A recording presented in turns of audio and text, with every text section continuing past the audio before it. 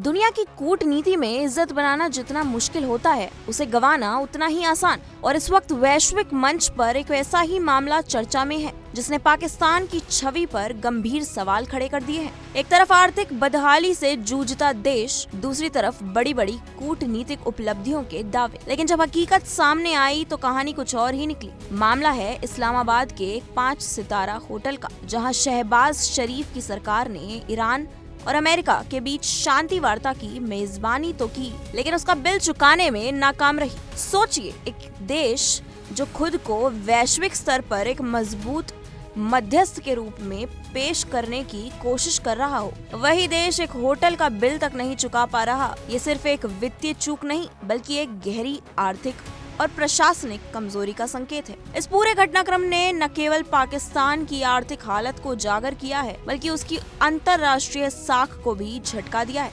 बताया जा रहा है कि इस्लामाबाद के प्रतिष्ठित सेरेना होटल इस्लामाबाद में आयोजित इस वार्ता के बाद जब भुगतान का वक्त आया तो सरकार के पास चुकाने के लिए संसाधन ही नहीं थे। स्थिति इतनी असहज हो गई कि अंततः होटल के मालिकों को खुद अपनी जेब से खर्च उठाना पड़ा। ये घटना किसी एक दिन की नहीं, बल्कि वर्षों से चले आ रहे आर्थिक संकट की परिणति है। पाकिस्तान लंबे समय से वित्तीय अस्थिरता, बढ़ते कर्ज और घटते विदेशी भंडार से जूझ रहा है। इंटरनेशनल मॉनेटरी फंड की निगरानी में चल रहे आर्थिक सुधार कार्यक्रम इस बात का सबूत है कि देश की हालत कितनी नाजुक है। महंगाई दर 7 से 9% के बीच बनी हुई है। आम जनता रोजमर्रा की जरूरतों के लिए संघर्ष कर रही है और सरकार के पास सीमित संसाधन है। ऐसे में अंतर्राष्ट्रीय स्तर पर बड़े आयोजन करना एक जोखिम भरा कदम बन जाता है। लेकिन कहानी यहीं खत्म नहीं होती। असली सवाल ये है कि आखिर पाकिस्तान ने इस आयोजन को इतना बड़ा बनाकर पेश क्यों किया। दरअसल ये पूरी कवायद एक कूटनीतिक रणनीति का हिस्सा थी। पाकिस्तान ये दिखाना चाहता था कि वे अमेरिका और ईरान जैसे दो विरोधी देशों के बीच एक भरोसेमंद पुल बन सकता है। ये उसकी सॉफ्ट पावर को बढ़ाने की कोशिश थी, एक ऐसा प्रयास जिससे वो वैश्विक राजनीति में अपनी खोई हुई पकड़ को वापस हासिल कर सके। लेकिन जब बुनियादी व्यवस्थाएं ही चरमरा जाएं तो बड़े बड़े दावे खोखले लगने लगते हैं। इस पूरे मामले ने एक और गंभीर सवाल खड़ा कर दिया है। क्या पाकिस्तान की सरकार अपने प्रशासनिक ढांचे को संभालने में सक्षम है?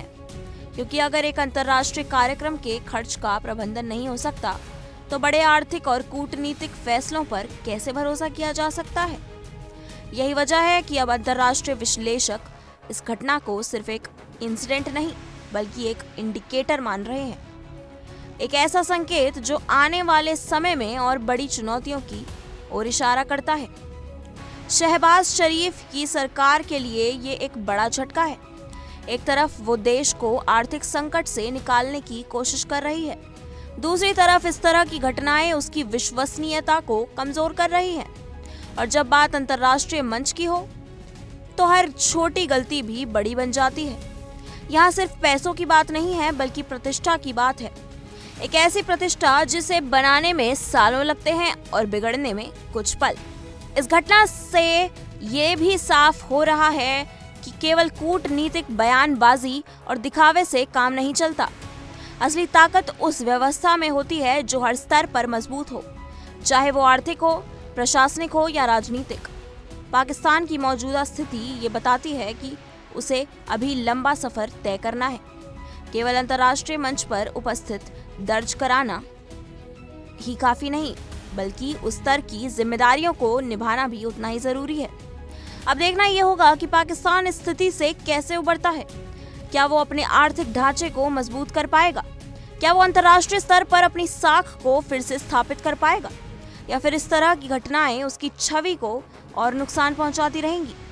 फिलहाल इतना जरूर है कि इस एक होटल के बिल ने पूरे देश की आर्थिक हकीकत को दुनिया के सामने ला दिया है और ये कहानी आने वाले समय में वैश्विक राजनीति की दिशा को भी प्रभावित कर सकती है।